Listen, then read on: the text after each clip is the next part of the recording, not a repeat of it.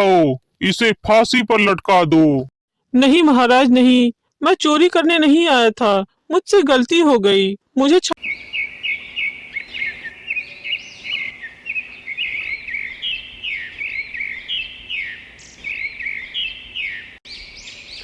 वाह, कितना सुहाना मौसम है। सुबह सुबह बगीचे में टहलने का जो मजा है कहीं और नहीं मिल सकता। अरे वो क्या है? इतने खूबसूरत पंख किस परिंदे का है? जिसका पंख इतना खूबसूरत है वो पक्षी कितना खूबसूरत होगा। मंत्री जी, पूरे राज्य में घोषणा करवा दीजिए, जो कोई भी इस सुनहरे पंख वाले परिंदे को पकड़ कर लाएगा, मैं उसे अपना आधा राज्य पुरस्कार में दूंगा। जी महाराज, जैसी आपकी आज्ञा। राजा का घोषणा सुनकर पूरे राज्य में खलबली मच गई। पुरस्कार इतना बड़ा जो था, सैकड़ों लोग सुनहरे पंख वाले परिंदों को ढूंढने के लिए जंगल की ओर चले गए।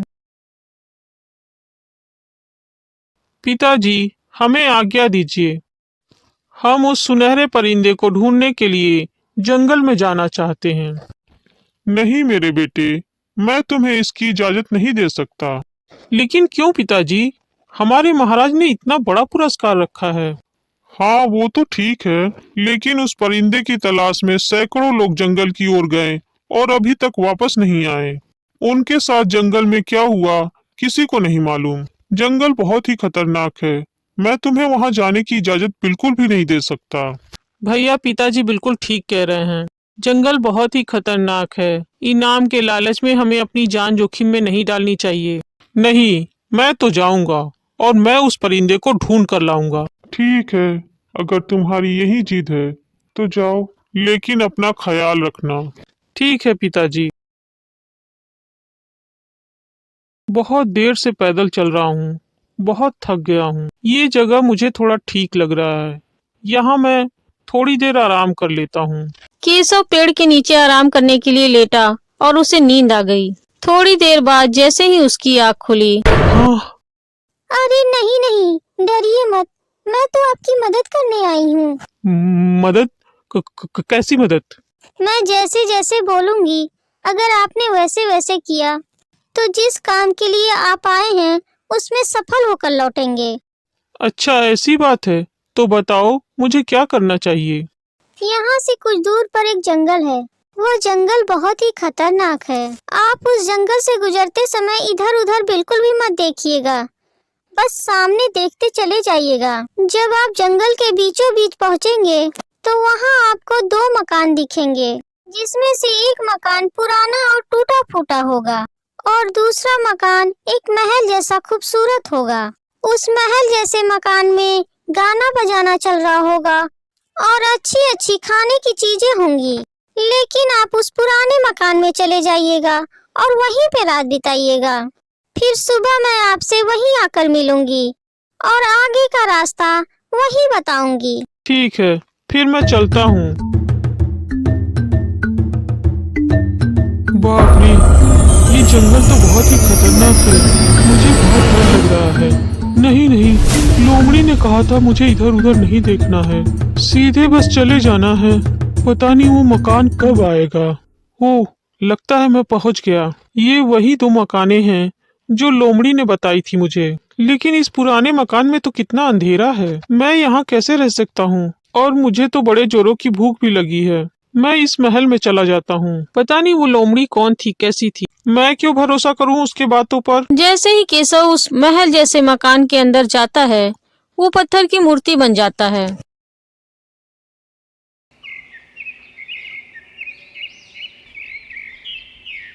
पिताजी, भैया को गए हुए कितने दिन हो गए, अभी तक वापस नहीं लौटे। जाने उनके साथ क्या हुआ। मैं भैया को ढूंढने के लिए जंगल में जाऊंगा। नहीं बेटे, जंगल बहुत ही खतरनाक है। अब तक जो भी जंगल में गया वो वापस नहीं लौटा। तुम वहां मत जाओ। नहीं पिताजी, मैं आपसे वादा करता हूँ, मैं भैया को लेकर ही वापस आऊंगा। गोपाल अपने पिता से आज्ञा लेकर केशव को ढूंढने के लिए जंगल की तरफ जाता है। गोपाल भी उसी पेड़ के नीचे आराम करने के लिए रुकता है और फिर जब उसकी आंख खुलती है तो उसके सामने भी वही लोमड़ी आती है। लोमड़ी ने वही सब बातें गोपाल को भी बताई। ठीक है, अब मैं चलता हूँ। नहीं, लोमड़ी ने कहा था मुझे पुराने मकान में जाना है। मैं पुराने मकान में ही जाऊंगा। अरे तुम आ गई। मैं तुम्हारा कब से इंतजार कर रहा हूँ। तुमने कहा था कि आगे का रास्ता तुम मुझे यहीं पर आकर बताओगी। आओ मेरे साथ। अरे तुम मुझे कहाँ ले जा रही हो। भरोसा करो मुझ पे, मेरे साथ चलो। देखो, मेरी कुछ बातें और ध्यान से सुनो। अगर तुमने इसमें कहीं कोई भी गलती की तो तुम्हारा क्या अंजाम होगा ये मैं भी नहीं जानती। देखो, तुम इस रास्ते से सीधे चले जाओ। आगे जाकर एक शहर आएगा जहाँ बहुत सारे लोग होंगे, सोने की बैलगाड़ियाँ होंगी। लेकिन तुम इधर उधर कहीं मत देखना, सीधे चलते चले जाना। फिर तुम्हें एक महल दिखाई देगा, तुम उस महल के अंदर चले जाना। उस महल के अंदर तुम्हें दो पिंजरे दिखाई देंगे। एक पिंजरा लोहे का होगा और दूसरा सोने का। सोने के पिंजरे में सुनहरा परिंदा होगा। तुम उस सुनहरे परिंदे को सोने के पिंजरे से निकालकर लोहे के पिंजरे में रख लेना और उसे लेकर चुपचाप वापस आ जाना। ठीक है, मेरी बात तुम्हें समझ में आ गई ना? हाँ हाँ ठीक है, मैंने सब सुन लिया। अब मैं चलता हूँ। हाँ ठीक है, जैसे बताया वैसे करना। नहीं नहीं, लोमड़ी ने कहा है मुझे किसी की तरफ नहीं देखना है, चुपचाप चलते चले जाना है। हाँ, आ गया आ गया, वो रहा सामने महल। मुझे महल के अंदर जाना होगा। ये मैंने सुनहरे परिंदे को लोहे के पिंजरे में रख दिया। अब काम हो गया, मुझे चलना चाहिए। सुनहरे परिंदे की जरूरत थी, वो तो मुझे मिल गया। तो क्यों ना मैं इस सोने की बैलगाड़ी को भी अपने साथ ले चलूं। यहाँ तो कोई है भी नहीं, किसी को पता भी नहीं चलेगा।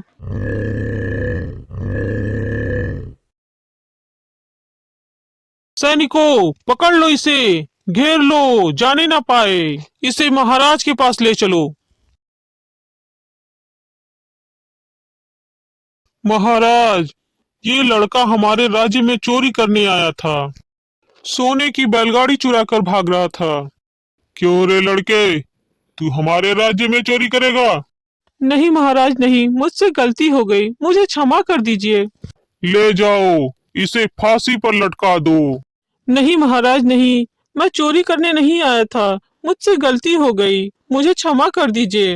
अच्छा, तो ठीक है, हम तुम्हें माफ कर देंगे, लेकिन हमारी एक शर्त है।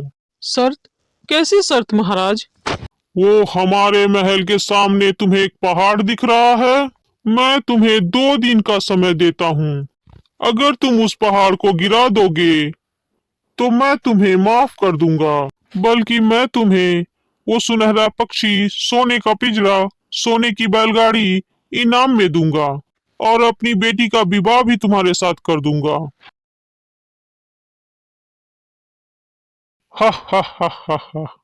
मुझे पता है, 2 दिन में क्या, 2 साल में भी ये अकेले इस काम को पूरा नहीं कर पाएगा। 2 दिन बाद इसे फांसी दे दी जाएगी। लालच में आकर मैंने बहुत बड़ी गलती कर दी। इतना बड़ा पहाड़ अकेले मैं 2 दिन में क्या, 2 साल में भी नहीं तोड़ पाऊंगा। क्या हुआ? मैंने तो पहले ही समझाया था तुम्हें, लेकिन तुमने मेरी बात नहीं मानी। अरे हाँ हाँ, मुझसे बहुत बड़ी गलती हो गई, अब मैं क्या करूं। तुमने कोशिश तो की नहीं, बिना कोशिश किए ही तुमने हार मान ली।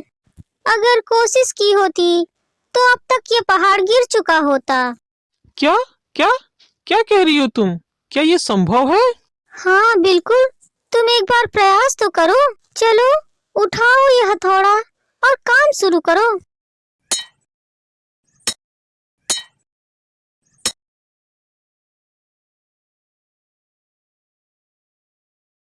महाराज, गजब हो गया महाराज, उस लड़के ने पहाड़ तोड़ दिया। क्या?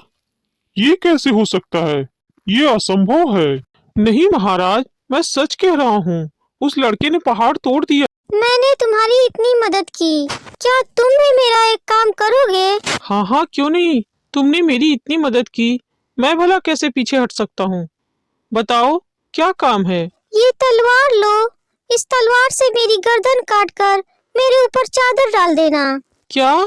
ये क्या कह रही हो तुम? मैं तुम्हारा सिर काट दूं? नहीं नहीं, मैं ये नहीं कर सकता। देखो, घबराओ मत, मेरा भरोसा करो। मैं जैसे बता रही हूँ वैसे ही कर दो तुम। गोपाल ने लोमड़ी की गर्दन काटकर उस पे चादर ढक दिया। थोड़ी देर बाद उसमें से एक सुंदर राजकुमारी बाहर आई। हाँ, तुम कौन हो? अरे अरे, तुम डरो मत, मैं वही लोमड़ी हूँ। एक जादूगर ने मुझे अपने जादू से लोमड़ी बना दिया था। तुमने मुझे आजाद कराया, तुम्हारा धन्यवाद। ओह, अच्छा ये बात है। अच्छा, मेरा एक बड़ा भाई था, वो कुछ दिन पहले जंगल में आया था। क्या आप बता सकती हैं कि वो मुझे कहाँ मिलेगा? ये पत्थर लो और जंगल के बीचों बीच जाओ, जहाँ तुम्हें 2 मकान मिले थे। उस महल जैसे मकान के अंदर जाना, उसमें बहुत सारे लोग पत्थर की मूर्ति बने खड़े हैं। तुम्हारा भाई भी वहीं मिलेगा। तुम ये पत्थर उनके सर पे रख देना, वो फिर से इंसान बन जाएंगे। गोपाल ने बिल्कुल वैसा ही किया। उसने केशव के साथ साथ बहुत सारे लोगों को आजाद कराया।